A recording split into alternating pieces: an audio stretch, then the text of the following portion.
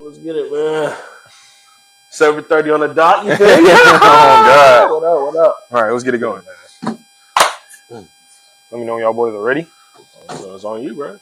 All right, yo, welcome back everybody to episode 2 of the Beyond the Field podcast. I'm your boy Vinny Jr. and I'm here with my co-host, the J-Man. J-Man, Jesse. So man, Reese one came back The legend. with another banger, y'all boys. What's up? What's good with y'all boys? How are y'all boys doing today, man? What y'all get into? Good, man. Oh, man, we had a nice chill all day, you know. Yeah, chill day at work. You feel me? Chilling, man. Nothing too much. Got the JOB, got the fresh cut. It's game week. I don't know what the deal is. Gotta get right. Do it, gang. This is you. Doing. Good do-rag. All right, good do-rag, bro. Go ahead. Good do-rag, bro. Why not? Who All gonna you gotta do is lay it down. Facts. Lay your head down. You can put the do-rag on. Facts. You're gonna be all right. You good? Get it. All right, man. So, first topic of the day, what y'all think of week 1? Thoughts and takeaways, the NFL. We had to start off with Chiefs and Ravens. What you guys think of that game? Let me start off that game. Yeah, you're the Ravens fan, so listen, this is your podium. It's not, listen, I'm a Lamar, you know what I'm saying? I'm going to stand blue. Truth, yes. You feel me? Listen, bro. I believe, listen. Granted, let's start with his bads. Granted, yes, he should have scored twice, honestly. I understand that, especially off the missed dig sit route at the end of the game, towards the end of the game, whatnot, whoop. But other than that, bro, he's a baller, bro. 116 carries, 118, no, not carries, 118 yards. I want to say like 12 carries. Did he score? I think he scored. Talking about Lamar? From running, yeah. Let me look it up. I know he had a passing touchdown. He had 273 yards passing, I believe. I think he got one. One pass and 273. Bro, I'm saying, and he had a 90 QBR, I believe, bro. So I think, bro, he had 273 passing yards, 1 touchdown. He had a 90 QBR. Bro, I'm telling y'all, bro, because Rob was saying, like, man, I think Rob was saying, like, he's not clutch or something. Something, bro. I'm like, bro, come on, bro. You can only do so much, honestly. And then on top of that, bro, this I want to say, too. So all y'all Chief fans, bro, y'all's from fucking Roger Goodell, Ref Merchant, bro. I kid you not, bro.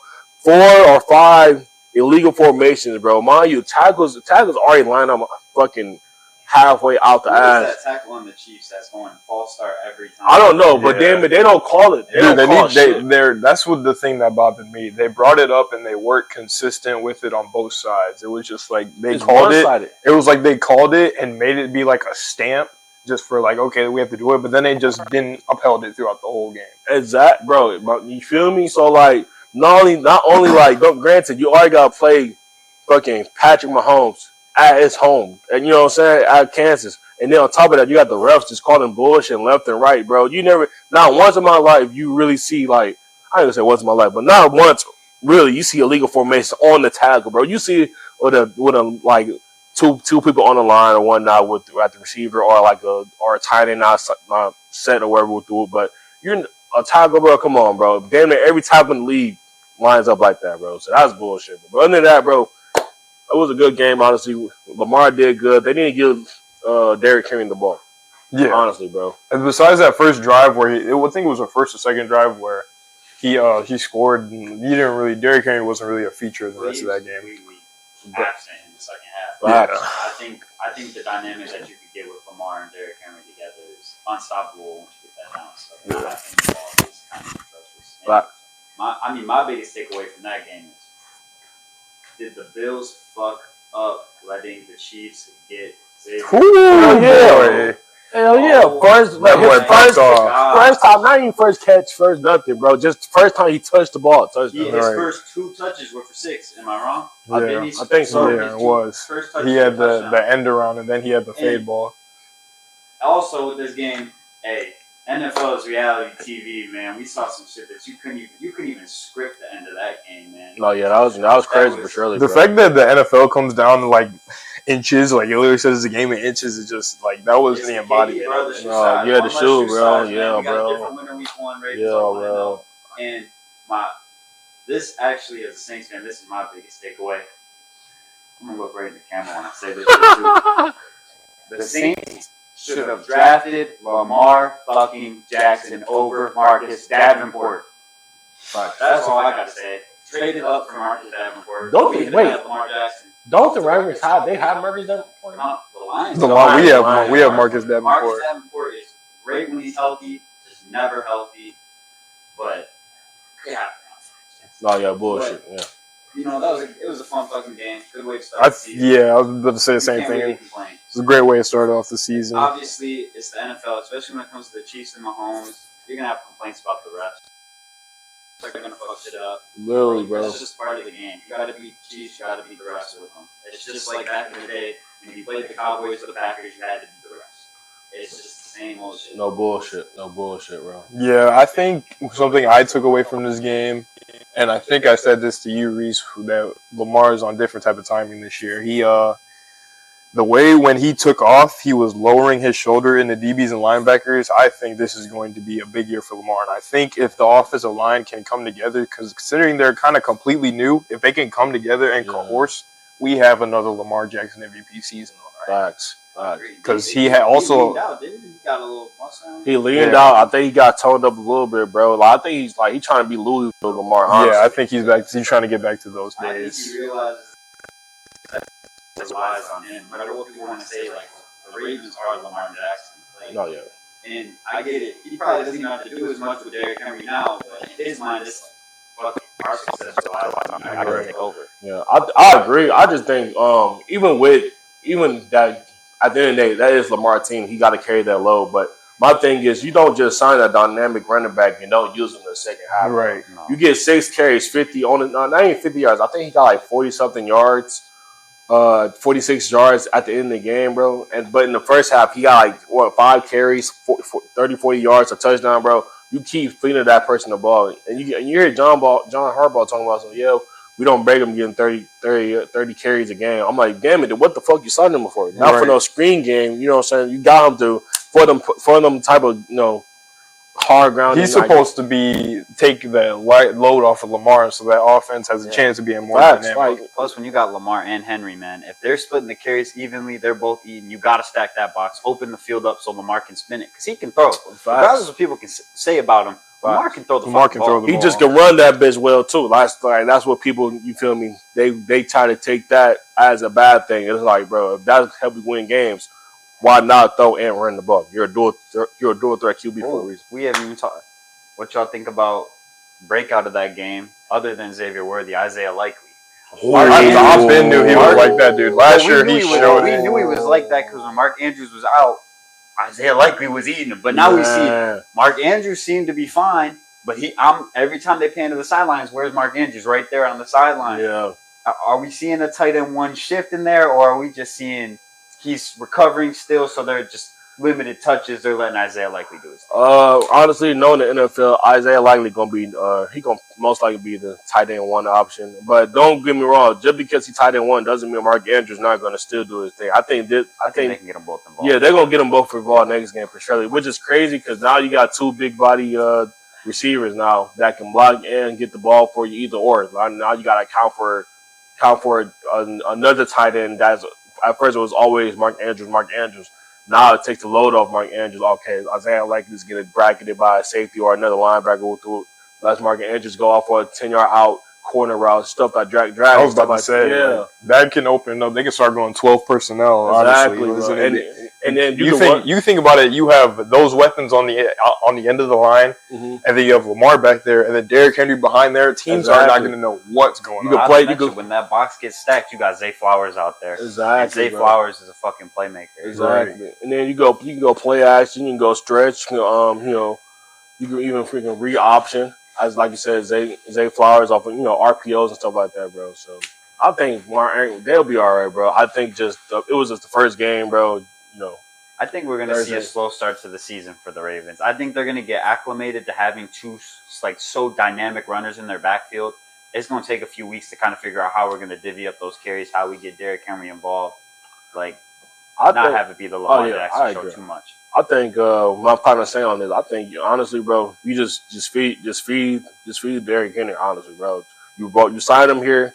I don't know how many years he signed. 1 year, 2 years? I think it's 2 years. 2 years. Yeah, you brought him here for a reason, bro. Y'all brought him here because y'all needed that dynamic running back. Y'all didn't run the ball last year. Now you got a dynamic running back to do that workload for y'all. So y'all run the ball, man. So I think they'll be all right. And the defense looked good too. Yeah. I think just some plays, I want to say probably some penalties and some plays like, kind of messed them up a little bit. You know what I'm saying? Like that Xavier Worthy, his second touchdown, that was my Marlon Humphrey, but Marlon Humphrey, they were playing cover 2, so he thought the safety was behind him. That was a miscommunication. So, but I feel like the Ravens will get it together.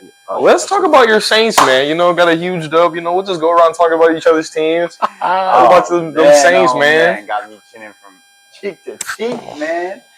Oh, we got the job done. I didn't expect Derek Carr to come out there and look like the next coming to Jesus. I already put my bet down, got him for MVP, but I'm not gonna lie, it's not even really Derek Carr. Clint Kubiak came from San Francisco. I believe he was their passing games coordinator, and my God, that offense looked so much better without Pete Carmichael calling it. My only complaint about that game is I would have liked to see a little more involvement from Chris Olave. They weren't throwing the ball. I think they had 2 targets on the game, but that's your number one. That's your number one.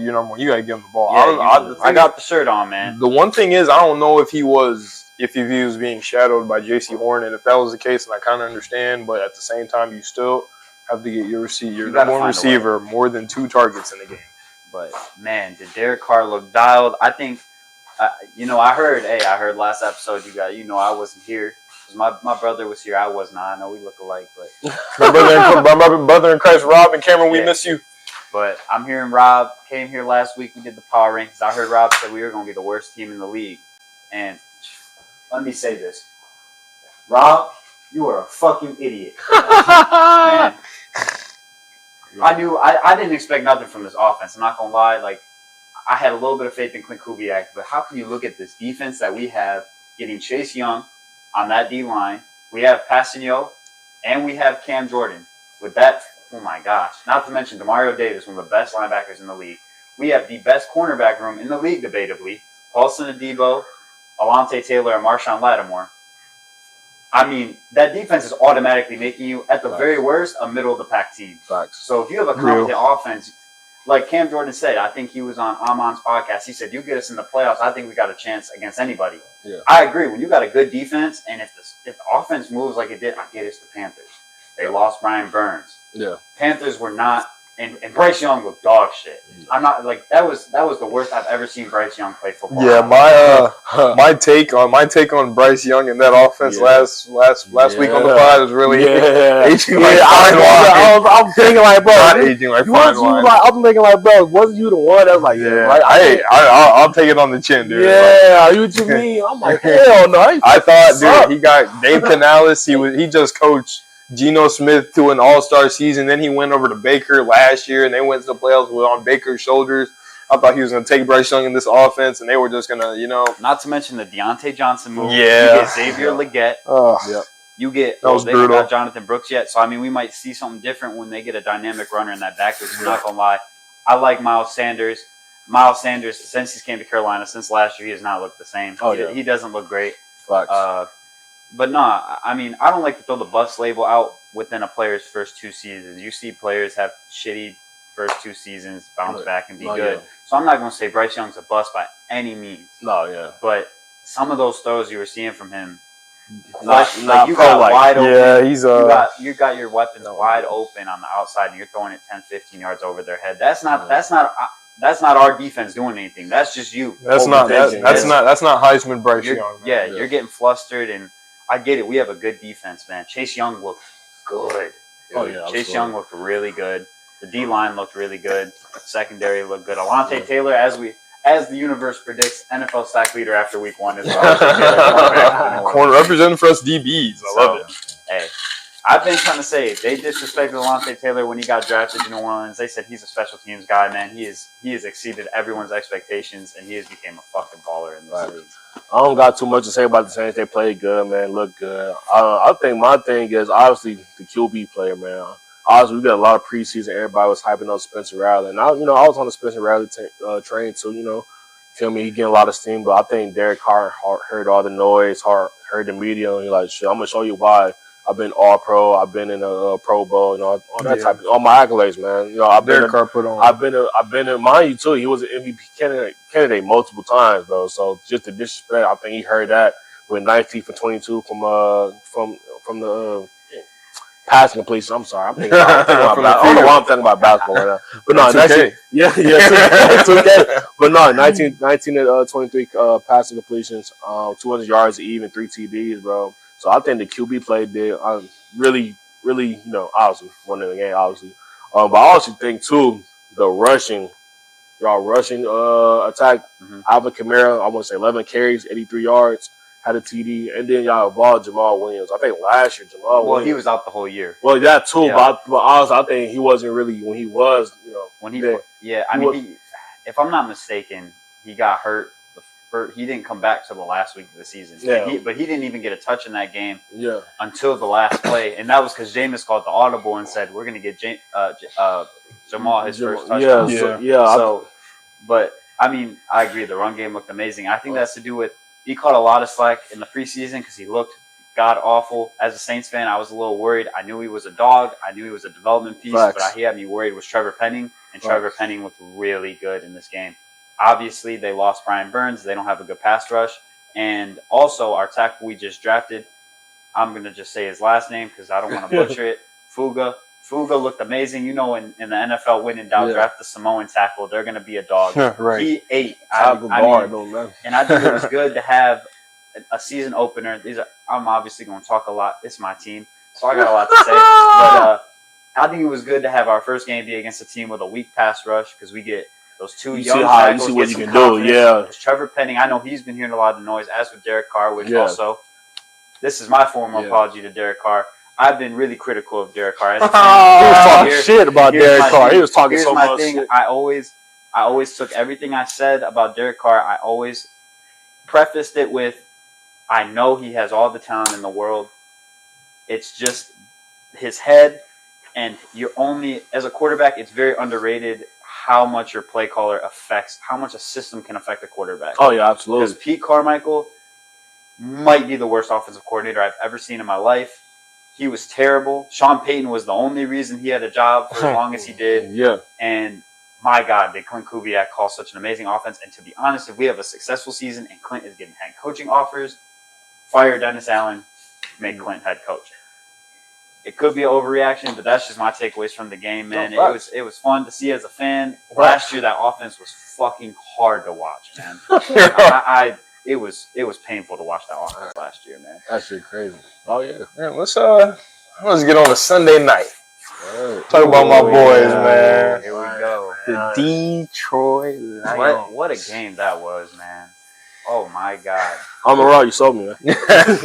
Yeah, we were all saddened by the non-presence of Amon-Ra in the game, but we were also high-spirited of the J-Mo breakout. That's why Amon-Ra wasn't getting the ball, man. There's a new fucking playmaker in Detroit.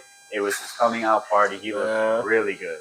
Man, fast, bro. J-Mo, there's been so much rave about him in camp and all this, and we're seeing the clips. And then we get to the first game of the season, and he just goes off. It's crazy. Ridiculous. Yeah, bro. That's just beautiful to see as a Lions fan. He's dealt with trials and tribulations over these past 3 years. And for him to come out and do what he did, it's firing. It's satisfying to see because throughout his time, the injury, the suspension, whatever, he's shown flashes of being a dynamic player in the league. And finally, he gets this opportunity. No excuses. There's no rust. There's no injury. There's nothing. And he just comes out and he shows, I'm here. This is why you picked me top 10. That's why I'm the guy here now. Kind of like more of a Ravens type of situation, but more so you got dynamic running backs. Yeah. You know what I'm saying? You got a good tight end, you got 2 good receivers, 2 good running backs. So obviously you stack the box, run outside, RPOs, play action, stuff like that. So I think they're going to share the ball really good. My thing is just defense, man. I think the defense looked good until they didn't look good, honestly. I think it's more so they got complacent. Terry Young looked good. Everybody else looked good. D-line looked amazing. Yeah, D-line did look good. I just think. Well, obviously, first and foremost, you are facing Matt Stafford. So that plays a part. defense. And Cooper Kupp looking like Cooper Kupp or old. You know, Right. getting the ball and whatnot. Got some other big players from Tyler Johnson. I want to say who else? I think Tyler Johnson. Yeah, Tyler Johnson got some good plays. I want to say. That tight end looked good too. That Colby Parkinson. Yeah, dude, Colby Parkinson. He looked nice. pretty good. Kyrie Williams was getting it going. Demarcus Robinson, he was getting it going too. You know, so obviously when you facing Matthew Stafford, you always got to be on your P's and Q's. But I think the defense looked good. I just think they gotta finish the game. Like, they finished the game, but they gotta finish now. I think win the half 17-3. Yeah. You finish that game in the third quarter. You can't let up. Yeah. You can't let up. And they scored 17 unanswered points. Yeah. They did not respond to the fourth quarter. So. It was. I definitely want to get my deep dive in on this defense because I feel like the offense just takes care of itself. Even though I don't like the one thing that pissed me off is how we kind of slowed down in the second half, and then how in that all OT we made that offensive drive look so easy, which it just didn't make any sense to me. But hey, it is what it is. We got the dub. But I do want to talk about the defense. The first drive I did understand. Now Aaron Glenn, we know. I think he's still a great defensive coordinator because he sticks to what he's true. We drafted all these corners because he loves to run man on man and he loves to blitz. Now the first drive that worked out terrific, but then the second drive is when like you just said, we're playing Matthew Stafford. Matthew Stafford's one of the smartest guys in the league. He's gonna kill you with his brain and kill you with his arm. And once he started recognizing the blitz, that's when we started to see the defense, crumble. It was getting these quick, easy completions. And it was getting out to Cooper Kupp, and that's how he started going off. And it was just like, okay, well, we didn't really have an answer after that because it's like you want to stay true to what you do, but at the same time, you're playing this guy, and now he's picking it up slowly as the game's going on. But one thing I do want to shed a light on is this secondary. The secondary is obviously much improved from last year, even though it's only been one game. And the one thing I did realize about the secondary, it's not like when these receivers were making catches, it wasn't like they were just beating butt naked open. It's like the corners and safeties were there. It's just like we're not making those plays yet, and that's something I always preach, even when we're out there on the field with our boys Tuesdays and Thursdays. It's like, man, if you're there on the play, like the ball skills and whatnot, all that's gonna come. But that's all I care about is them just being there. So I thought that was a bright spot within the game, and I thought overall it was a great team win. We got Tampa Bay coming up next Sunday. I think the NFL, they're so fluky the way they script our 2 playoff games back to back. Yeah, that's kind of wild. But yeah, we don't take care of business. The storyline week they went for. They filled in either a storyline or. They delivered for sure, Yeah, 100%. I was gonna ask y'all too. What y'all think about Quick off topic. What y'all think about the overtime rules, bro? I think both teams need the ball. Yeah. I think that because they do that in the playoffs, I think that should be a regular season thing too. Yeah, all the time. I think both teams get the ball. Say both teams scored that last score, sudden death. Right. Yeah. It'd be like the next team to score after that or something. Regardless of a field goal or a touchdown, right. Last score. My thought on that game was, man, the secondary, I think, is the thing you really got to look at with the Lions. Because I think that's what held them back from winning the Super Bowl last year, at least making it to the Super Bowl, is because that secondary was so god-awful. Hey, we don't want to talk about Cam Sutton, man. Sutton. Mercy. Oh, man. Hey. But I think Carlton Davis looked good, man. Yes, he did look good. Really solid. Could have had himself a pick. Yeah, and I think Terrion looked good. His coverage was there. It was just a silly mistake. He probably had the nerves. He's a rookie, bro, but he's a stud, and I have no lack in confidence that he's going to break out. Cooper Kupp came up to him after the game and told him he was one of them ones. So that's one of those ones. That's a great sign from Lions know how to NFL draft those vets. players with aura, man. Right. Terrion's got aura. And I don't know if y'all saw Lions posted TikTok. Who's got the most aura on the team? Almost everyone said J-Mo, man. He does. J-Mo has aura I want. And that's what leads me to believe that kid's going to be a superstar, man. J-Mo's just got that energy about him. They're going to be smooth, man. I think they're going to be smooth. I think we'll see another deep playoff. I think Amon-Ra makes a comeback. Honestly, you know what I'm saying? I said bet the over Amon-Ra, honestly. I think Laporta makes a good impact, and I still think J-Mo does his thing next week. It just depends on Jared Goff. Hey, the real question off of this game is when are when are these sportsbooks going to change the J-Mo receptions prop, man? Yeah, 2.5. That's been pitiful. Lord have mercy. Please. Leave Yeah, it. chill. We good. Leave it. But like, shit, man. That's free money, man. On to the next topic of the show. I want to get you guys' thoughts on some of the main. We obviously have a lot of QBs that got drafted into situations, but only 3 of them really are starting. So I wanted to get you guys' thoughts on the rookie QB's first official starts. We'll start off with Caleb Williams. What did we think of Caleb? 25 pass attempts under 100 yards. I'm not tripping about Caleb Williams. My philosophy on rookie quarterbacks, and this has always been my thing, is in the first year, especially the first game, you're never expecting them to come out and be this world beater. You just need flashes. And Caleb Williams has shown flashes. He's got the arm talent. It's literally just getting comfortable in his own skin. And I'm from Michigan, man. We hate the Bears. I'll compliment some Bears players where it's due, man. Caleb Williams looks like he could be good. It's just your first game. You're getting into your own. That defense looked really good. But he had a bad miss for Keenan in 6. Oh, my goodness. I think, bro, honestly, bro, I think he played all right. I mean, the definition of mid, literally. I mean, it's his first game, so I'm not going to, get on him, bro. I think more so, honestly, bro, what makes you great is just take what the defenses give him somewhat. I think, I'm not going to say he wasn't trying to play Superman, but I think at some plays, he was trying to be Superman, Heisman Caleb, and there's no more Heisman Caleb. I think he has that habit. He's going to have to break it. But, hey, he got the most important thing at the end of the day. He got that W. He got the dub for sure, but at the end of the day, bro, if you want to successful in the league, bro, it's just simple. We see it all the time. Take what the defense giving you. Right.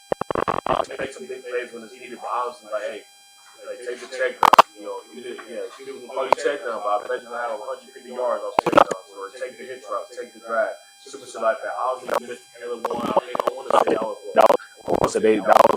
because it was wide open. I think it was the rail shot, but I don't think he was expecting Keenan to just be wide open. Yeah, I don't think he was expecting to be that wide open when he looked over to it. I didn't see, obviously there's 2 sides of the story, and I just saw the missed throw. I don't know if Keenan may have slipped or gotten pressed off the cover 2 guy, but that was I thought that was a really bad miss, but I'm still gonna hold off on it because I didn't see 2 sides of the story. But obviously, I think Caleb. I think he's a dog. He's proven. Obviously, even though he didn't win at USC, he was still one of them ones, one of the Heisman. He was doing all these things, but when you get to the league, it's I think that rookie QBs, I think we can have a grace period on them, but I think it may be a little, I guess, upper echelon level for him because of the situation he got put into. He just got put into the Chicago Bears on a team that was 8-9, won 7, 8 games, and that defense was top 10.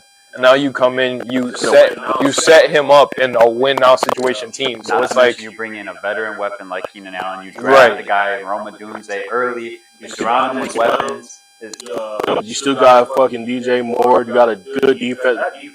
That defense is amazing, bro. I fear that as a Lions fan. That defense is horrifying. We got bro. We got to figure that out. But at the end of the day, I don't think any of us are really tripping on Caleb Williams. He's going to come into his own. He's going to look good. And, man, that Bears team's going to be a team to worry about for the next couple of years. That'll be smooth. We aren't worried about Caleb. All right, let's talk about Bo Nix. Bo Nix in his debut was 26 for 42, 138 yards, 2 picks, but he had a rushing touchdown. I am going to give him a little bit of grace because, first of all, his weapons room. And second of all, I thought, like I said last week, that Seattle defense is going to be top 5 this year. Yeah. That's because of Mike McDaniel and what he brings to the table as a defensive coach. Yeah. That defense is complete shutdown. They're going to force turnovers. They're going to be physical. So I don't take away too much from Bo. Obviously, all right, final quarterback who got to start was Mr. Jaden Daniels for the Washington Commanders. He was 17 for 24, 184 yards, and he also rushed for 84 yards and 2 rushing touchdowns. Now, this is honestly what we expected for Jaden Daniels, just to be an absolute athlete. This is what he won the Heisman for at LSU, was his ability to extend plays and use his legs. But obviously, it's kind of, I wouldn't say it's concerning. What did I just say? His passing was 17 for 24. That's beautiful. That's calm. That's calm. Yeah. And the thing is, I give him, I give him grace.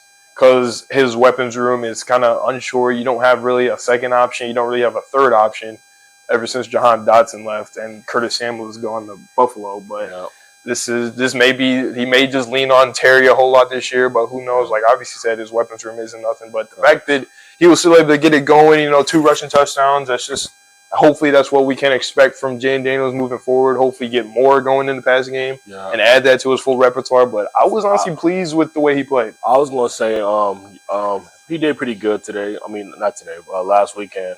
I think more so they got to get that offense but more balanced. So, you bring in Austin Eckler. I still think he got a little bit more guys in the tank. So you get him going, you get Brian Robinson going. And honestly, I think Terry McLaurin, you didn't really get him the ball that much. I think you got to get him going. That's your receiver one. Curtis Samuel going now. He got to get those touches. So I think I was gonna say something similar to Bo Nix. You got to keep it balanced for him. 42 times. You got to keep it balanced. Get the run game going. Then you throw a ball one that would do. So for Jayden Daniels, I mean, good outing. Good outing first game. I didn't want him on the same level as a woman when RG3 came. Yeah. And they was, his first year he was doing good, and then injuries started piling up, you know what I'm saying? Because he's a rusher. He's running and then he's getting hit, and I'd rather him have that balanced game style where that way, and when it's time for him to run, he could be able to run, 4, 5, 6 times to get 50 yards, 60 yards instead of just getting 88 yards. Not saying that's not his game. I'm not saying don't abandon it. I just rather you're young. You know what I'm saying? You want to keep your career keep going. So I think he did good. Honestly, I think they lost. Who they lost to? The Buccaneers. Bucks. Baker Mayfield. That's a good team. Baker Mayfield looked real good, man. Look, 4. Hey, yeah, that was they pretty good. So. All I gotta say about Jayden Daniels is, man, kid's dynamic. I think as you get older as a runner in the league, you start to learn that taking unnecessary hits is not worth it, and you start to slide. You start to get out of bounds. You start to be smarter about it. Unless you're Josh Allen, because then you're like he's just Superman, just trucking people over.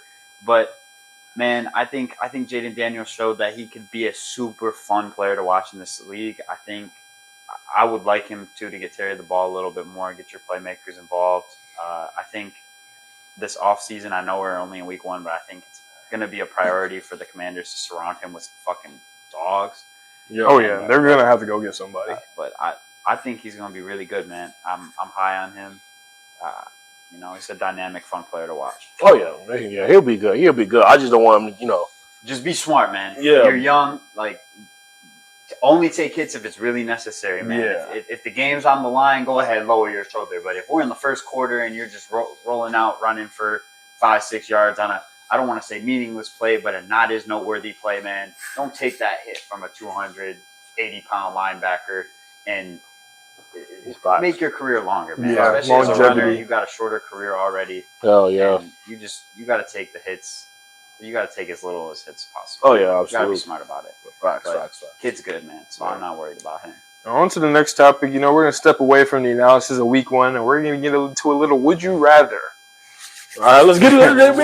Now, would you rather? This is going to be would you rather Travis Etienne audition. Oh, that's... First name up, Isaiah Pacheco. Fuck. That's a hard one, man. Come off with some heaters. I don't want to come out here because I've always been a little low on Isaiah Pacheco, and I get I'm in the minority with that. But I think I'm gonna have to say Travis, man. And I'm admitting I might not be as aware of what Pacheco brings to the table, but I think Etienne has the potential to be really a dynamic player all over the place. I don't know. And I think Pacheco benefits from being in that Chiefs offense. I'm going Pacheco, bro. Honestly, bro. And the reason why I said this, bro, because it's QB, bro, is Patrick. He got Patrick Mahomes, bro. It's like it's the fact that honestly he's a hard runner. He's going to fight for extra yards. He's going to lean forward, give you that extra yard or two. But it's just the fact that when all shit fails, you could throw it to Pacheco and he could give you 5, 6, 10 yards. Saying put them both in the same. Oh yeah, absolutely. But I'm saying though, but like you said Mahomes, I'm saying put them in the same situation. Who are you Who are you wanting? I think I still take Pacheco. I think it's close, but I'm not. I like ETN a lot, man. Yeah, I was about to say I'm not going to get into this more just for the purpose of more names. But if we're just putting them in the same situation, I'm a Travis guy. Travis guy, yeah. No, Travis hard for sure. I think he's more dynamic in the pass game than Pacheco, and I think that kind of separates him a little bit. But, all right, next name up, Kyron Williams. I'm taking Travis. Travis. You taking Kyron? I'm riding with Travis. I think a healthy Kyron Williams. I mean, look at what he did last year when it came to running the ball. He was getting 20 carries a game, and he was getting damn near 150 plus yards, multiple touchdowns every game. He was a beast when he was healthy. I think it's really close. I gotta take Travis. I really like Travis Etienne, but I think a healthy Kyron Williams is a lot better than what people think. No, I think he's a guy that if he's healthy and you give him 15, 20 carries a game, he can win you a game. You can say that for Travis Etienne then, because Travis Etienne was injury prone that first little bit before he started coming in his own last year too. You know, so I think Travis is such a utility. That's why I take him. That's where I'm like a little iffy because I know Travis is so dynamic in the pass game. He's damn near a receiver. Yeah, like he can play. You could put him in the slot and you wouldn't even trip about it. Facts. But man, Kyron is just a dog, man. Oh yeah, he's a dog for sure. I'd lean Kyron, but it's close. All right, next name up. Not really no brainer for me, but Jahmyr Gibbs. Oh, sorry, I'm taking Gibbs. Man. I'm sorry, Jahmyr Gibbs might be like the most and we're even if we're not big Lions fans, we're biased because we're from the state. You gotta take Jahmyr, man. But Jahmyr, honestly, bro, you gotta take Jahmyr, bro. Too much of a dog. You gotta take so much potential. He's shown me. I think this might be a hot take, but I genuinely think he might be the shiftiest player in the NFL. And he is. Honestly, he the shiftiest. I think honestly, bro. What's crazy because he's not really RB1 yet. If you really think about it, he's not RB1. Right. When David Montgomery gonna be there for like another year or two, and that's when Jahmyr hit year 3, year 4. That's when he goes up. But I don't know. He's splitting carries. He's splitting carries. But I don't know if the Lions, with the way that they run their offense, I don't know if they'll ever have a RB1. I think it'll be RB1A and RB1B. No, that probably because that's their system. Yeah, but I think like if they don't get another dynamic, because I think David Montgomery will leave eventually if they don't do nothing soon. Yeah. Which I hope they do because I think this their window now. But if they don't do anything, I think he leaves. And then if they don't get another dynamic running back, the same thing. You're forced to give it to. You gotta give. I think that's when he excels. You give. I'd love to see him in his own offense, but I like the dynamic of him being a pass playmaker. You know, get him the ball on the stretch. Oh yeah, for sure. You put him. He's like you can put him in the slot same ways. You feel me? They was working him at the slot, so we gonna see. Next name up, James Cook. Honestly, bro. I like James Cook, but I'm gonna take Travis Etienne only because, like, I think this year James Cook would be more featured. Like, I think he'll get more carries, he get more of his touches because you lose Stephon Diggs, so they're gonna rely more on their run game. Because I don't know who they're wire. There's no really wire on one at the moment. Like, you got Keon Coleman, but he's a rook. Yeah, he's a rook. You got to share the ball. I think I think they rely on. They're gonna give him more touches, but I'm seeing what I've seen. You know, I think if James Cook didn't have a drop problem, I would lean him, but I'm going with Travis still. Oh yeah. I think James Cook is better than a lot, like the casual fan would give credit for. Like, he's better than a lot of people think. I think he for the stretch that he's been in the league, he's been buried because that's a pass heavy offense. You got a dynamic guy in Josh Allen. You had Stephon Diggs there. He got buried a little bit. I think it's closer than people would give it credit for, but I'd still go Travis. Oh yeah, that's great. Next name up, Kenneth Walker. Ooh, that's a dog. That is a hard. That's a dog for me. That's a dog. I'm biased. I'm saying Kenneth, man. That's a dog, bro. The thing is, what I'm going to say about this one is Travis is so much of a utility guy in the passive run game, but Kenneth makes up for that so much more with how much farther of a pure runner that he is. He is a pure running back. He can break down for 80 yards. Like, he can break out for 80, 90 yards. He can touchdown. Literally any play, he can score a touchdown. I think I'm going to K9 here as well. Ready to go, Kenneth. It's close, but especially like if you want a pure running back, it's Kenneth. Yeah. It's hard to ignore the receiving game that Travis brings, but yeah, man, Kenneth is just like that. People sleep on him. Facts. Last name up, Rachaad White. Travis. I think this could be a bad take, but I think Travis and Rashad are damn near like the same. I was gonna say the same thing. I think these two are pretty much the same type of running back. I think they're the same type of player. I think Travis is definitely more far along than him. But the reason why I say Travis is because I think Rashad White, and I could be wrong, but he's streaky, if that makes sense. Yeah. Like last year he was kind of streaky. Like last year he'll get 20 yards, 30 yards. Then another game he gets 60, 70, 80. He kind of streaky. As in Travis been that consistent. He's been consistent. I think the only time he has not been consistent is when he's hurt. Yeah. You know, simple as that. So I'm like, don't get me wrong. When Rashad White, when he's hot, he's hot. You know what I'm saying? Right. I've seen it. He's hot. He's only, 23, 24 I years old? didn't realize how young he was. He's very good. And also, too, he's not in his prime yet. So he's still young. He's probably, third year, second year? Yeah, he's coming into his own, man. I mean, they're definitely like the same type of player. I think Rashad White, man, he'll get there. I really do think that. Facts. All right. On to our next topic, reeling it back in. We're going to talk about two guys here. We're going to talk about, I want to have a question for you guys. Is it over for Deshaun Watson? And adding on to that is, do you think at any time this season, with the way he played against the Cowboys, will Jameis Winston make his appearance in that offense? I can go. I don't think it's over, bro. First and foremost, I'm not gonna lie. We're gonna get a little personal about it. His father has passed away. I want to say two, 3 days ago. Prior to that game, and on top of that, he got hit with another lawsuit. So like, you got that on top with another lawsuit. But I think his mind wasn't just in the game, bro. I think Deshaun Watson, I think he still can go crazy with that offense, bro, because that offense is loaded, especially when you get Nick Chubb back. Right now, Jerome Ford taking all the workload on the rushing game right now. But you got Jerry Jeudy, Elijah Moore. They just got Kadarius Toney today too. They just signed Kadarius Toney. I don't know what they're going. They may put him up return, kick return, wherever. You still got David Njoku and whatnot. Bro, I just think he just had a bad game. I think his mind wasn't there, bro. You got to think about it, like his dad just died and he just hit with another lawsuit, bro. That's two off the field things that's gonna mess with your mind on the weekend of week one. Like and you playing against the Cowboys, bro. That's fair. Your mind is not ready to play football at the moment, and so I can't really blame him for playing terrible because you got 50,000 things you worry about that just hit you right. You trying to worry about football and all that just hit you right then and there. So I think they'll be good. I don't think Jameis Winston plays. If he do play, either because of injury, which I don't want him to get hurt. Either due to injury or due to bad play. And for him to be having any type of bad play, it would have to be like a week 8, week 9. Okay, we're not doing too good. We're like what, 3-5, 2-7, some shit like that, huh, Jameis? Let's get some reps in. Change of pace. Yeah, you know what I'm saying? So, but other than that, I don't think they need to be done with him. I just think he got caught. Life just caught him in a bad time. Like week 1 of NFL, you feel me? You're trying to make an impression. You at home, you play the Cowboys, and so. I kind of do agree with you on this, and the reason. Oh. You don't think he's gonna play? Ooh. He looks like James Winston. Hey, Daniel Jones,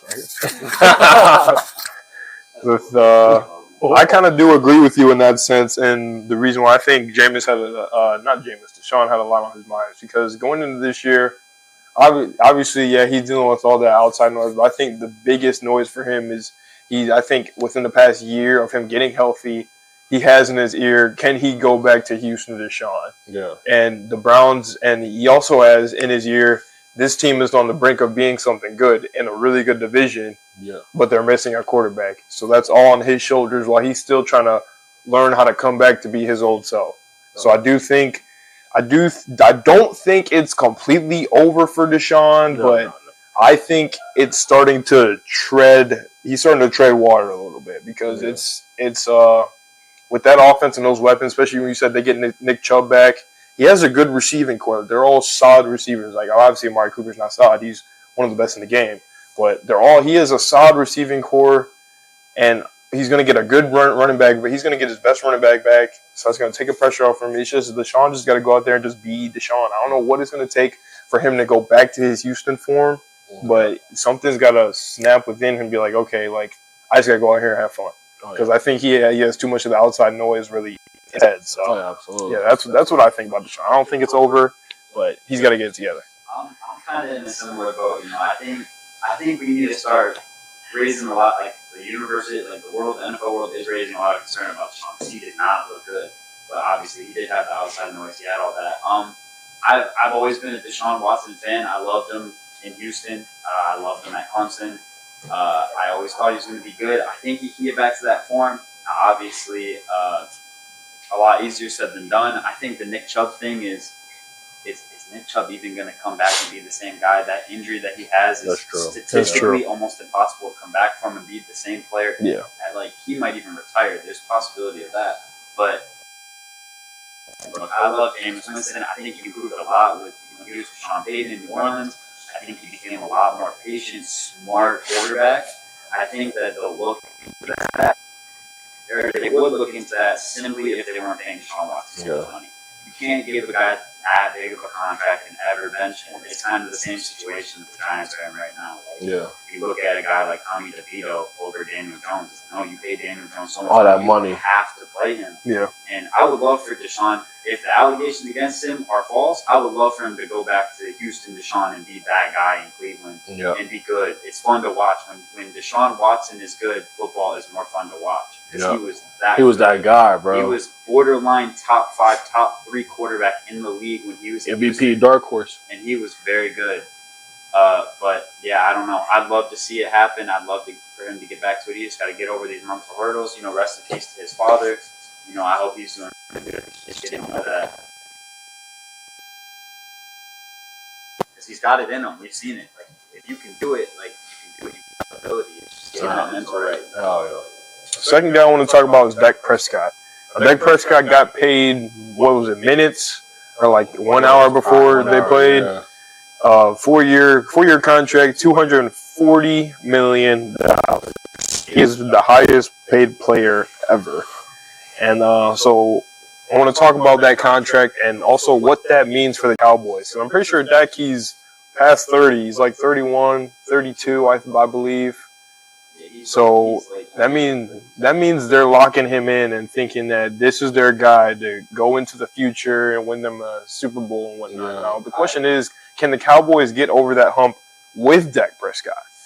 I look at it, it's not that they think, well, they probably do, but I'm saying they're in a position where they have to pay him. Because you have too good of a roster to sit there and go scatter for the next quarterback. Yeah. You're not going to get one in trade. Those type of quarterbacks don't get traded. And you're not guaranteed to get one in the draft. Yeah. Because you're never going to have that good of a position. You could put a terrible quarterback on that Dallas team, and they'd still be competitive and have a late round pick. Yeah. But they know that Dak is a good quarterback. As much as I shit on him, I'll say I shit on Dak a lot.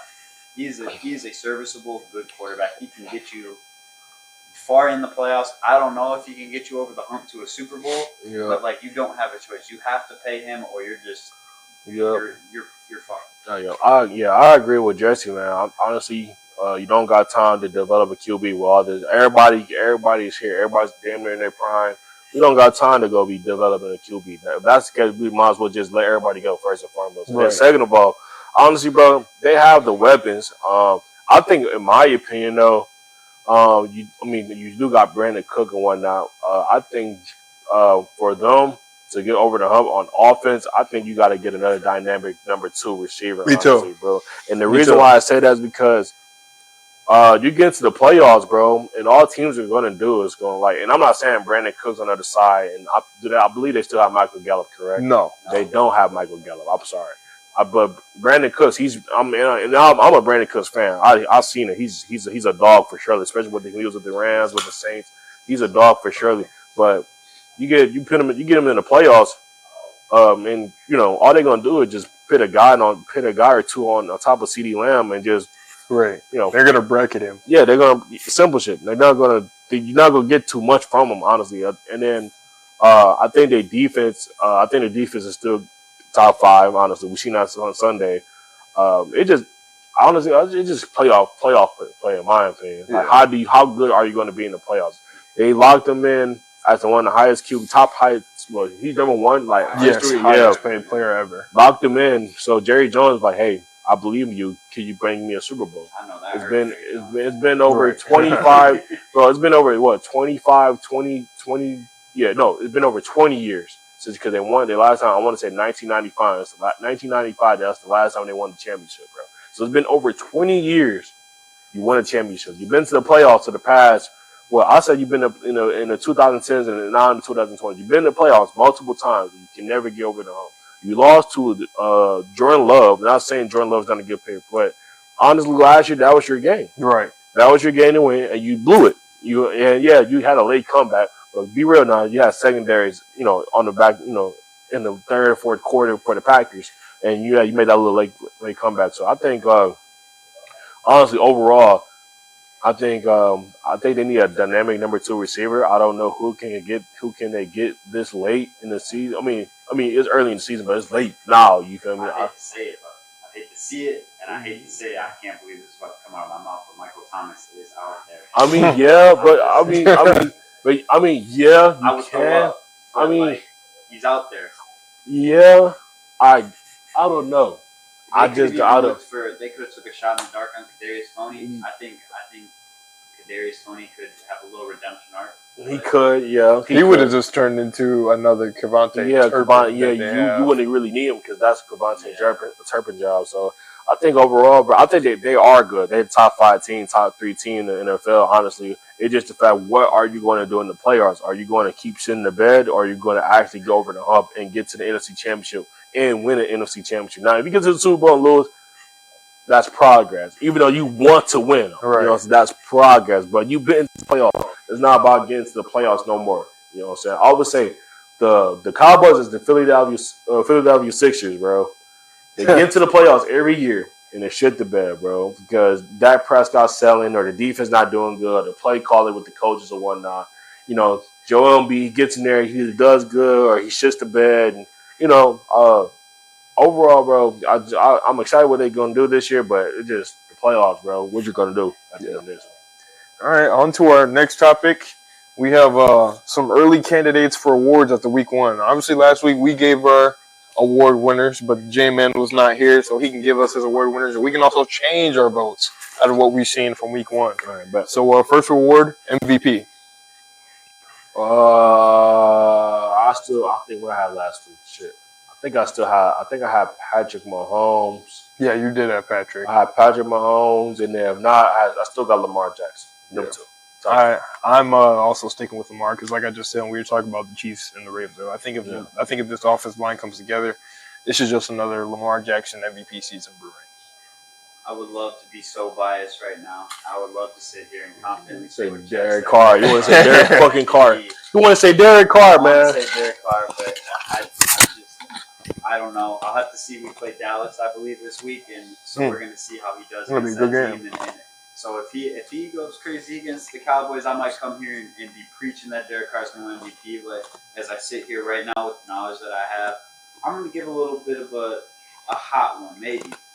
But my brother would be happy to hear this. I think we could see a Brock Purdy MVP. That's nice. That's nice. Good. I think Brock Purdy is developing. His IQ is really good. His underrated arm talent, man. That kid, man, he can sling that ball. I think he's got way too many playmakers there. They're obviously going to be a winning team. And you get Christian McCaffrey back in the next few weeks. I think he's not playing next week, but you get him in week 4, week 5, healthy. And if not him, I would have to say Lamar, man. Lamar looks like a man on a mission. It's looking like he's going to take some shit to really stop him. Yeah. He's sick of this. He wants to win. He wants to win. All right, now we're not going to do this for MVP, but going forward, when we for the rest of these awards, we're going to give who we think our award winners are going to be. Then we're also going to give a slight dark horse. We're not going to get into them too much. We're just going to give a little slight dark horse. Who do we think is not likely to win it, but could come out of the woodworks? Right it's somebody who's who's super outlandish. Yeah, somebody. I'm gonna say Derek Carr.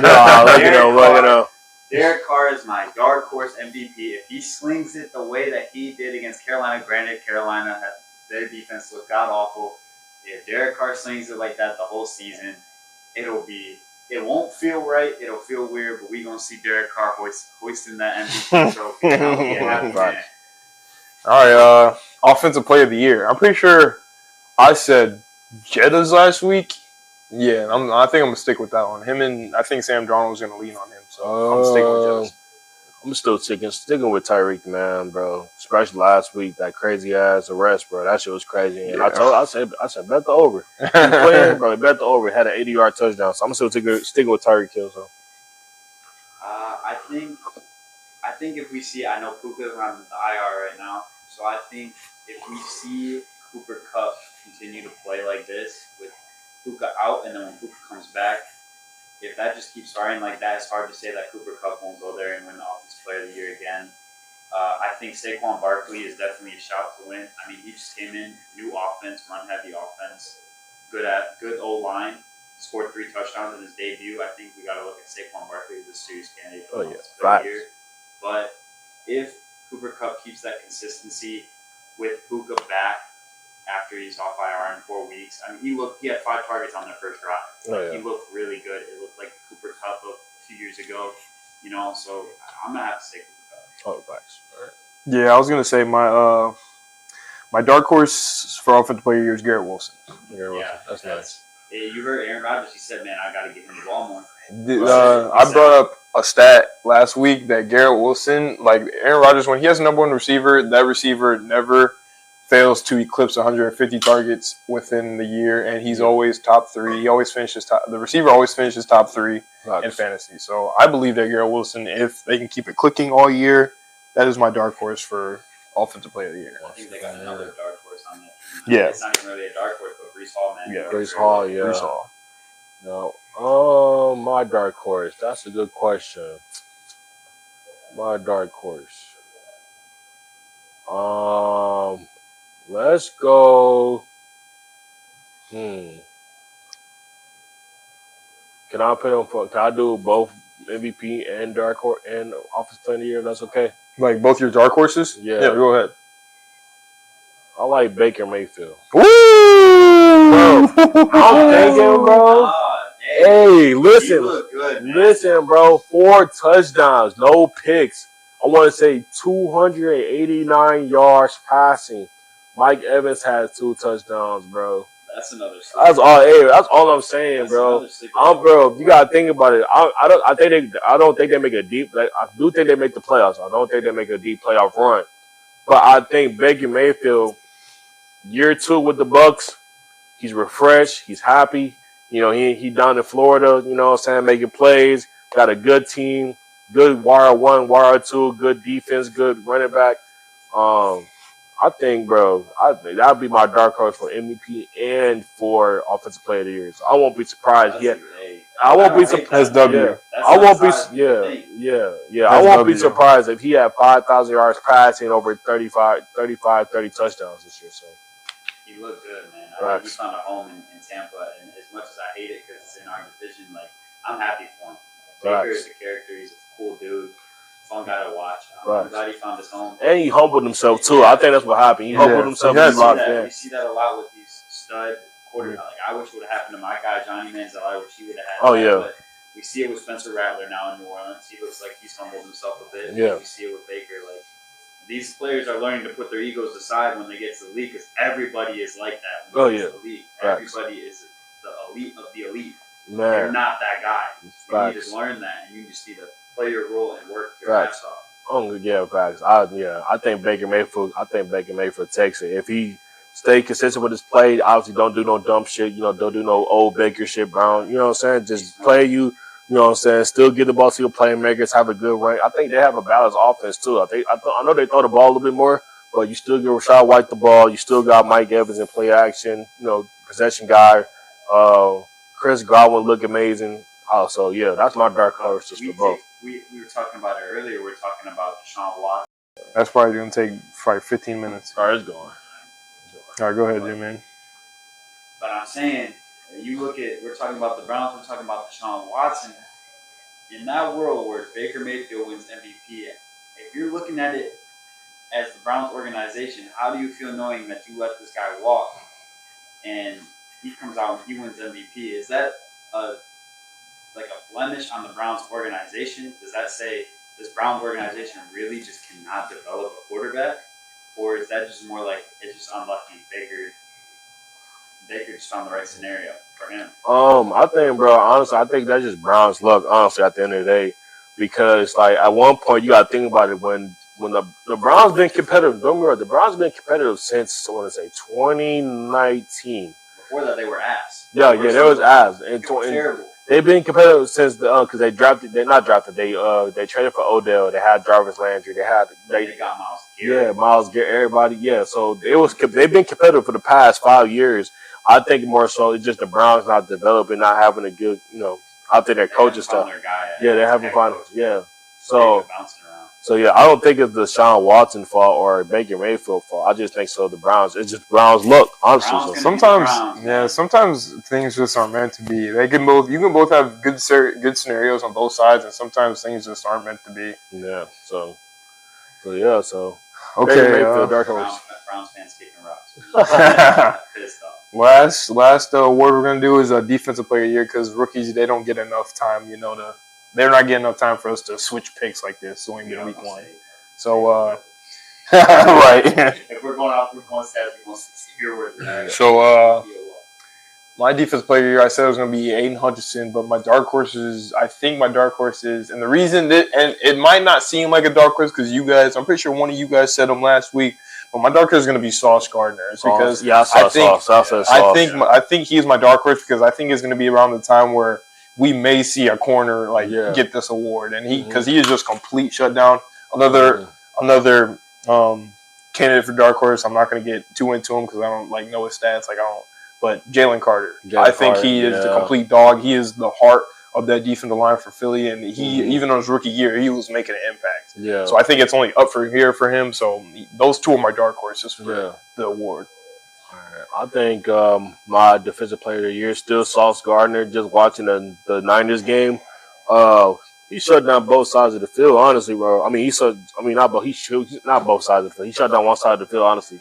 Every time Ayuk or Deebo Samuel there, it wasn't really getting the ball. Yeah. If there was, it had to be like a screen game. At the end of the day, what you can do on the screen game, you got two guys chasing after you. So other than that, bro, lockdown corner, bro. I don't know how many times they threw out his way. I don't know that. I could probably look it up later, wherever we do. But yeah, I think he looked good Monday, bro. He looked good. So that's my defensive player of the year. I don't have my dark horse. Hey, if you don't have a dark horse, you can just bypass it. I don't think I have a dark horse. Let me see. I'm trying to think. If we want to go dark horse, we can go. We want to go dark horse if he's healthy. I got 2 dark horses, both on the line in that AOC. Let's go TJ Watt and Myles Garrett. Okay. And the reason why I say that is, bro, because Myles Garrett was healthy last year. I think it's more so if he can have a dynamic year, he's not getting double T, whatnot. I think he have double-digit sacks. I think didn't TJ Watt got hurt last year? Yeah. And he still led the NFL in sacks. Yeah, so TJ Watt, because I think he got robbed last year. Because who won it last year? I can't remember. Yeah, he got robbed last year. I think it was Micah Parsons. It was someone who's won it before. Then it must have been Myles Garrett. Yeah, either way, he got robbed last year. I think it was Myles Garrett. Now that I think about it, I think it was Myles Garrett because he won It was Myles Garrett. Yeah, it was Myles Garrett. Yeah, so not saying Myles Garrett don't deserve it. I believe he goes back to back, but if he does, I think TJ Watt gets it. Same if he leads the league in sacks again, coming back from an injury, it'll be a great year for him. I think you guys covered what I was about to say because I don't think that's a dark horse pick at all. I think my pick for DPOY is it's not the sexy answer. It's the answer that a lot of people think. It's TJ Watt. TJ Watt. If you watch that Steelers game, he looked like a man on a fucking mission. I know I said it about Lamar, but God, TJ Watt looks like he took that last year personally. Of not getting factual. He was giving his brother his helmet came off. Damn, he's looking like JJ. I'm like, dude, he took that personally. I think he's gonna just.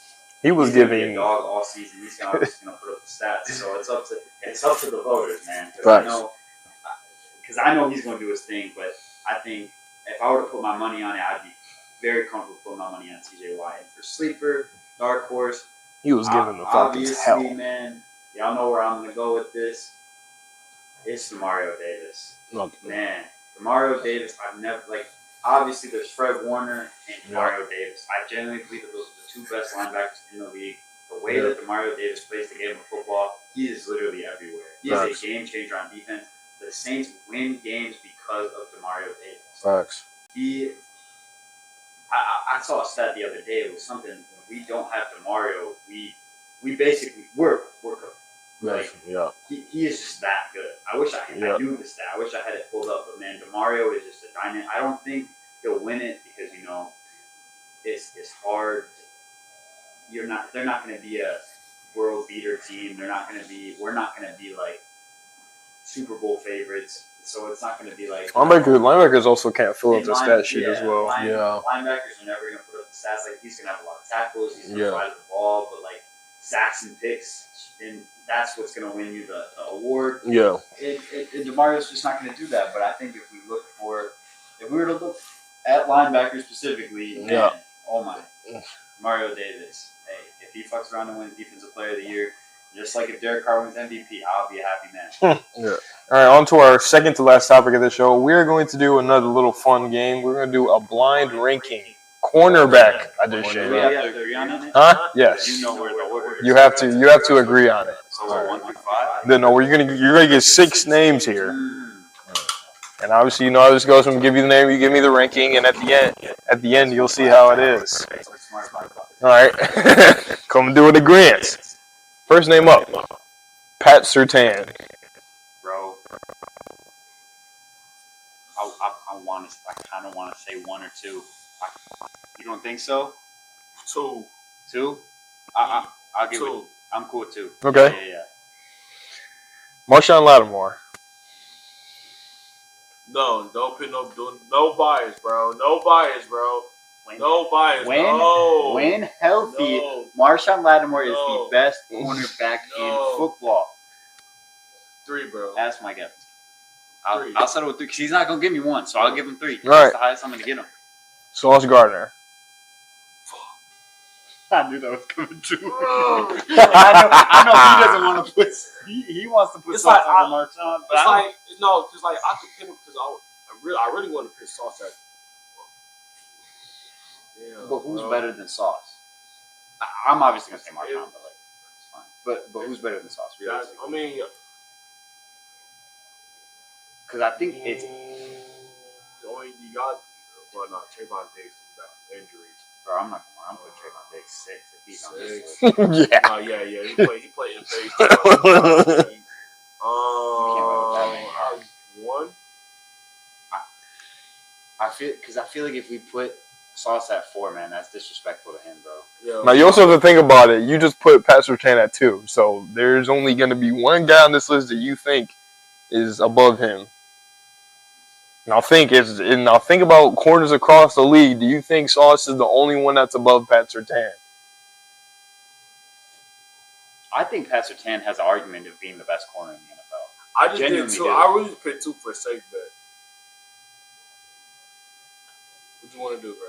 I think we got to put Sauce 1. We'll put him 1, bro. I got to put Sauce 1. Okay. Darius Slay. 5. Because I want to have 4 safe. Okay. Darius Slay at 5. Jalen Ramsey. We'll put him 4. The reason why I think Jalen Ramsey, he gets this a comeback season for him. But I think I'm not saying he's slowing down, but he ain't really. You feel me? You know what I'm saying? But he looked good this Sunday for sure. Yeah, he looked good for this Sunday for sure. He'll make a statement this year. Okay, so you guys had a pretty star-studded list, and I'm not going to tell you the last name until I get through the rankings because he's the last guy on the board. So let's just see how you guys did and see if you guys still like your list after. So you guys had Sauce Gardner at 1, Pat Surtain at 2, Marshawn Lattimore at 3, Jalen Ramsey at 4. Darius Slay at 5, and the worst corner on this list that you guys named was Denzel Ward. I don't hate it. It's an okay list. Now knowing the list, if I were to rearrange it, I think the only thing I would change is I would maybe move Denzel Ward up. Yeah. I move him up one. I So move him over Darius Slay? Slay. Yeah, I I'll move him move over him Slay. over, I think that's what can be argued. I also think when you guys named it, I also think 1 and 2 could be rearranged because I personally think that Patrick Surtain is the best in the league. He's the one that said. I know. Well, And I think you go either or. that's what I'm saying, dude. I think you could go either or. Yeah. Obviously, for me, I think it's 1A, 1B, 1C to Marshawn, bro. That's fair. No, don't get me wrong. Marshall Lattimore, he hard, bro. Like bro. Like for you to just lock. Don't get me wrong, Mike Evans, bro. Like. Ask Mike Evans about Marshawn. Like literally, bro. Like don't worry, Mike Evans going to the Hall of Fame for surely, but for you to just lock him down every single year. You ask him about him, he won't lie to you. He won't say, man, he doesn't do shit against me for real. They play home, whatever the fuck he's got to say. Men lie, women lie, stats do not. Mike Evans, you are cooked when you get guarded by Marshawn Lattimore, and that is the end of the story. I like the list though overall. I think that's did a good job. I think we did. We're gonna get would you rather's, blind rankings every week because I love doing them. Love getting the agreements and the controversy. We are gonna get some wild ones, best believe. But on to the last topic of the day, we have our schedule predictions for this upcoming week. First game up, Bills and Dolphins. This is in Miami. Dolphins, easy. Okay, I'll take Dolphins. yeah, we're gonna roll through these. Just quick insight. Yeah, go ahead. Go quick. Insight. If Bills want to win, Josh Allen got to play a Superman. Honestly, Yep, he has to. I'm sorry. So Dolphins. I think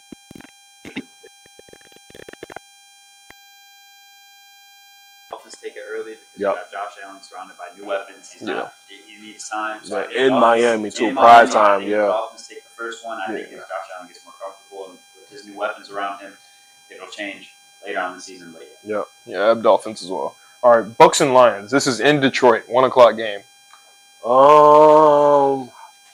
Lions. Yeah, I'll take Lions. It's gonna be a close game though. It's not gonna be a cakewalk. I damn near expect another overtime, honestly. So I also have Detroit as well, but I'm biased. I think we're going to see a really close. I think it's going to be like, we're going to see like 32-28, somewhere around there. I think it's going to be a pretty high scoring game. I think it's going to be a close game.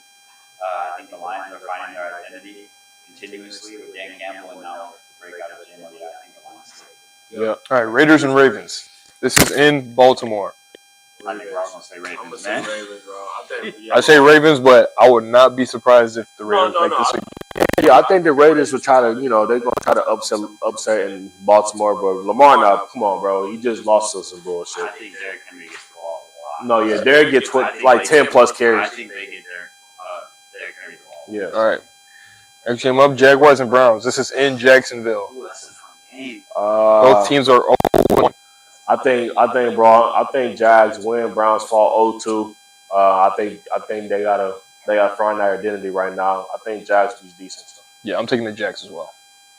It's hard for me to think Jacksonville just because of that Browns defense. But oh yeah, absolutely. If we get the version of Deshaun that we just saw this last week, I don't see a way where the Browns win this game. Yeah. So I'm gonna just do my better judgment and go with the Jags as well. Yeah. All right, Jets and Titans. This is in Tennessee. I'm taking the Jets. I got Jets, but I won't be surprised Titans, turn up. Honestly, but I got Jets for sure. I think this defense is also going to give Will Levis problems. So that's why I'm taking Jets. I think Aaron Rodgers is going to bounce back. That defense is really good. It's going to be hard for Tennessee. All right, 49ers and Vikings. This is in Minnesota. It's gonna be close first half, second half, Niners. I'm gonna say San Fran as well. Oh yeah, no, don't be wrong. It's in Minnesota, so it's gonna be close for like 2 quarters. But I think second half, that's when you're right. Yeah, I agree. 49ers. Chargers and Panthers. This is in Carolina. I'm gonna take Chargers. I'm taking the Chargers as well. Bro, J.K. Dobbins, bro, and that's what J.K. with career revival. Yeah. J.K. knows never asked, bro. He would just help you, like Jim. You know how Jim like he'll run the fuck out the ball, honestly. Yeah. Yeah, man. Carolina looks respectfully. Chargers 2-0. Yep. Seahawks and Patriots. Seahawks take it. I think don't be wrong, New England they fall hard, so I won't be surprised they win at home because they should win at home. I think the Seahawks defense look nice. I think DK get it going. I think I want to say Kenneth Walker get it going. Jackson Smith and Jigba. Smith and Jigba. I'm not playing. Hey, yeah. Hey. No, yeah. I think the Jazz and Patriots, get a W. I mean, I thought Patriots going into this year were the worst team in the NFL. I thought they had the worst roster. I thought the fact they have a veteran quarterback in Jacoby Brissett, I thought that would make them somewhat competitive because he's not going to make a lot of mistakes. Yeah. We would have seen them lose last week. Oh yeah, absolutely. Start slow. I think if they threw a rookie Joe Milton big name, it would be ugly. They have a veteran quarterback, but with that being said, I just cannot see the Patriots starting 2-0. So yeah, I can't say they're I'm going with Seattle for the sole reason that this Patriots team just struggled against not so great Cincinnati defense, and the Seahawks defense is better. So I'm going with Seattle on the road. Yeah. Saints and Cowboys. This is in Dallas. Cowboys, bro. Cowboys, bro. This is in Dallas? Yes. Oh, yeah, I'm going Cowboys. I think I'm going with Dallas as well at home. They just got these contracts done, and they're exactly. They motivated too, and it's their first home game of the year, bro. They're gonna be turned, bro. So I'll say our next two stretch of games, we got a stretch of games. I'm gonna say this. I think we go 1-1 in those games, but I think as much as it pains me to say we're going to Jerry's World, I think we might get a little too comfortable after we just beat the brakes off Kansas. I think we need a good wake-up call by a good team. Really, yeah.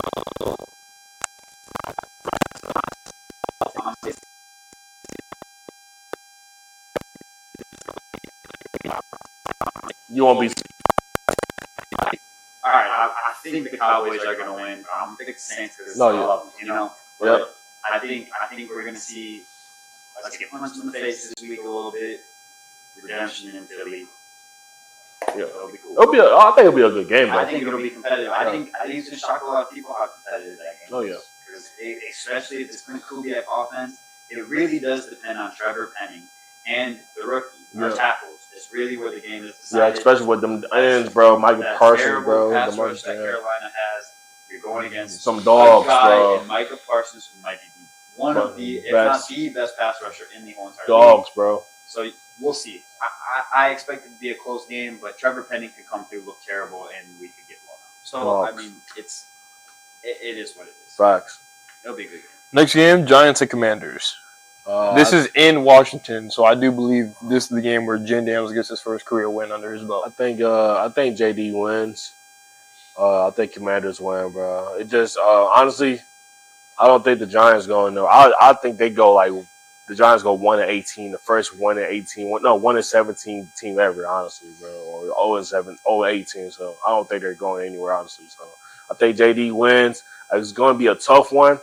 Because, it's still, the Giants are kind of scrappy, but I think he wins.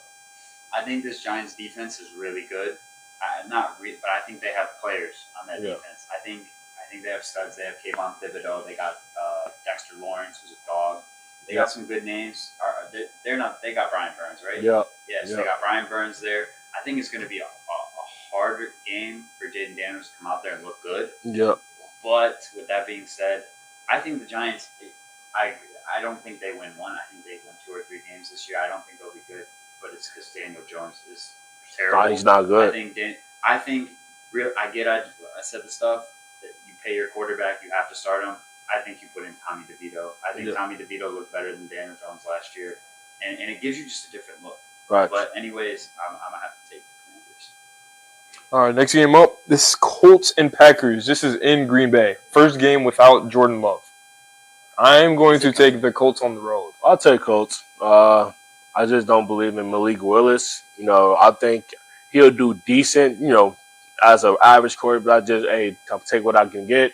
With the run around. But, that defense will have to carry them to a win. So it's confirmed Jordan Love isn't playing? Because I know their coach out said, for 4 weeks. Oh, really? I thought he said 4 there's weeks. no guarantee that he's even out. All right, no Jordan Love.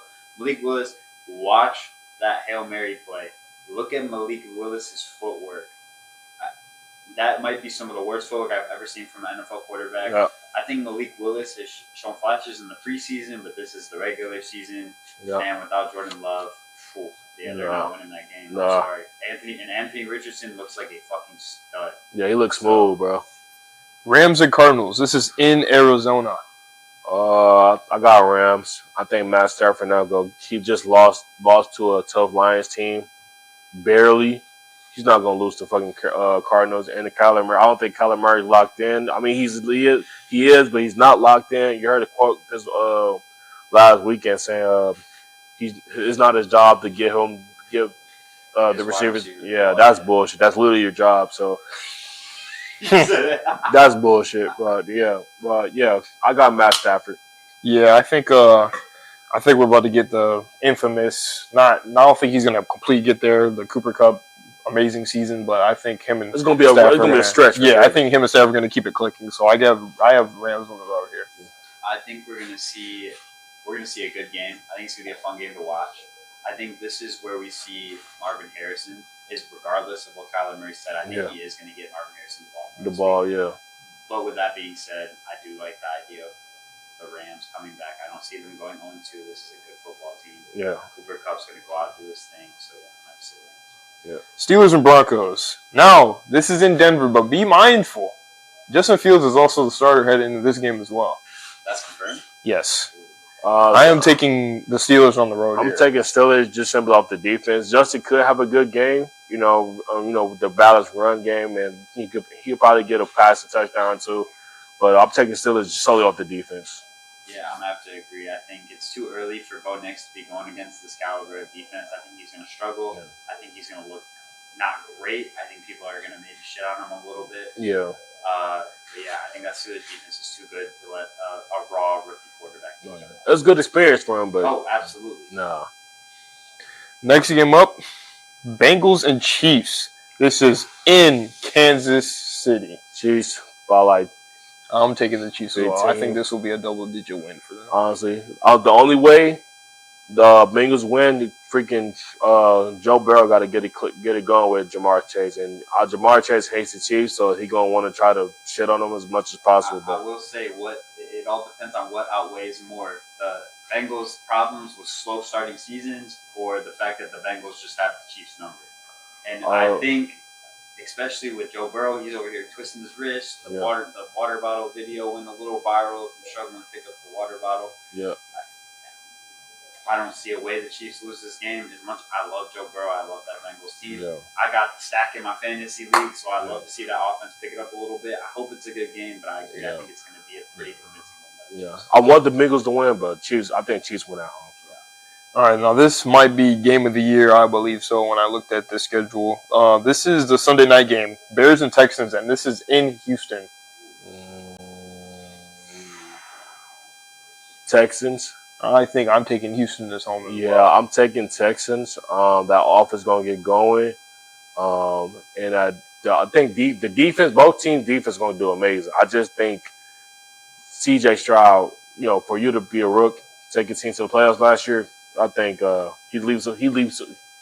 He's there. So I think I'm taking Texans. It's gonna be a competitive game. I won't say it's not gonna be a blowout, but I do believe they win by 14 and stuff like this.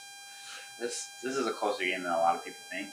I think a lot of people have been writing off the Bears. I know they have a little bit of hype because the defense is good. They brought in all these weapons, but at the end of the day, people still think it's the Bears. Yeah. And I think it's going to be a fun game to watch, a close game.